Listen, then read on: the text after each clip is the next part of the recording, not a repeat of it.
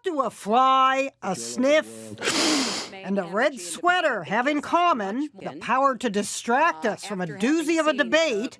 The fly got a lot of buzz. Any way he chooses. When it buzzed Hillary's brow. When they go low, you go high. It lingered on her finger, nestled on her chest, spawning more than a dozen Twitter accounts claiming to be the fly. Now, Hillary did not swat the intruder on her eyebrow. Her restraint caused some to compare her to the robot that didn't flinch on Westworld.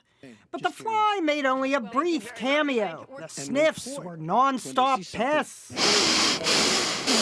Critics called the sniff a tell. The bigger the sniff, the bigger the lie. I apologize for those words. Last debate, the Donald suggested a bum microphone picked up his breathing. Most experts think the sniff is a nervous tic brought on by stress. But a biomechanics coach blames it on the Donald's posture, interfering with his rib cage, requiring him to sniff to get more oxygen to his brain.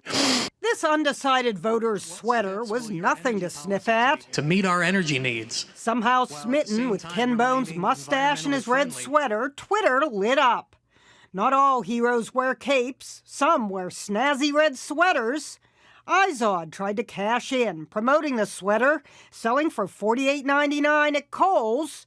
And Ken Bone explained how he originally was wearing an olive suit to the debate. I split the seat of my pants all the way open. So the red sweater is plan B. Maybe the candidates could use a plan B, lose all that lurking and looming. It was like a mongoose and a cobra in a steel cage match. Only there was no hissing at the debate, just sniffing. Sign on with the devil. Jeannie Mo, CNN, New York.